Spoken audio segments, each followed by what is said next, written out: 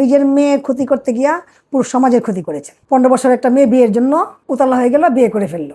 শিশু সে কিন্তু শিশু, বাংলাদেশ আইনে তো শিশু নিজের সিদ্ধান্ত নিয়ে বিয়ে করছে, এটা বাহবা দেওয়ার কি আছে, সাহসের কি আছে? এটা দুঃসাহস।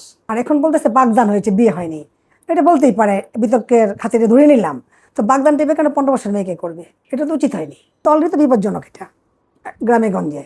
তবে গ্রামে গঞ্জে বিয়ে বাড়িয়ে বিয়ে দেয়, অথবা এক এলাকা থেকে আরেক এলাকায় বিয়ে দেয়, একটা ভয় ভীতি থাকে। এবং সেখানে আমি যেটুকু জানি, খবর নিয়ে আমরা, ওখানে স্থানীয় প্রশাসন কিন্তু সচেতন, বাধা দেয়, এই জন্য লুকিয়ে বিয়ে দেয়।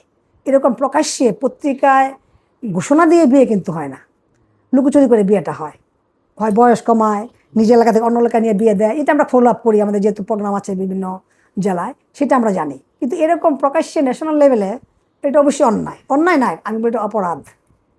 অন্যায়ের কিছু অনেক কিছুই হয়, অপরাধ পর্যায়ে চলে গেছে। আপনার মেয়ে শিশুকে আগে লেখাপড়া শিখান, প্রতিষ্ঠিত করেন, পরে বিয়ে দেন।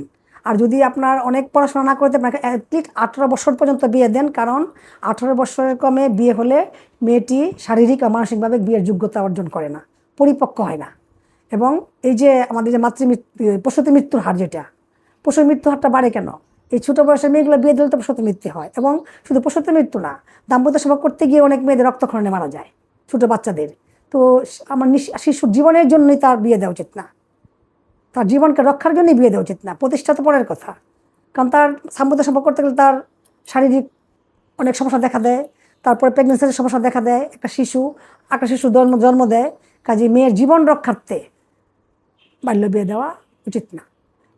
সরকার নিতে পারবে, শুধু সরকার বলবো না, আপনার আমার প্রতিবেশী, সামাজিক লোকজন, স্থানীয় সরকার, স্থানীয় প্রশাসন, সবাইকে এগিয়ে আসতে হবে। এটা কিন্তু গ্রামেগঞ্জে এক সময়ে একটা ভালো একটা সচেতনতা সৃষ্টি হয়েছিল। আমি ইদানিং খবরটা বলতে পারবো না। আমি এই কোভিডের পরে কিছুটা সমস্যা ছিল, কোভিডের আগে কিন্তু প্রশাসন খুবই সজাগ ছিল যে যাতে বাল্য বিয়ে না হয়। এখনও গ্রামেগঞ্জে অনেক নারী নেত্রী আছে যারা নাকি করে, তারা কিন্তু চেষ্টা করে যাতে বিয়েটা না হয়। ওই যে বললাম, লুকোচুরি করে বিয়েটা দেওয়া হয়। এরকম ন্যাশনাল লেভেলে ডিক্লেয়ার দিয়ে ঘোষণা করে অপরাধ কেউ করছে না, এখানে যেটা করছে। তো একটা সমস্যা আছেই। আপনারা দেখেছেন যে নারীরা আগে এক সময় একলা বেরোতে পারতো, কিন্তু ইন্টারিম গভর্নমেন্ট আমলে মব সৃষ্টি হওয়ার পর থেকে তৌহিদি জনতার নামে যখন সমস্যা শুরু হলো, তখন নারীরা কিছুটা হলেও শঙ্কায় ছিল। এখন আবার যেহেতু রাজনৈতিক গভর্নমেন্ট চলে আসছে, এখন নারীরা মনে করে যে না, রাজনৈতিক গভর্নমেন্ট হওয়ার একটা স্থিতিশীলতা তো আসছে, এটা তো ঠিক।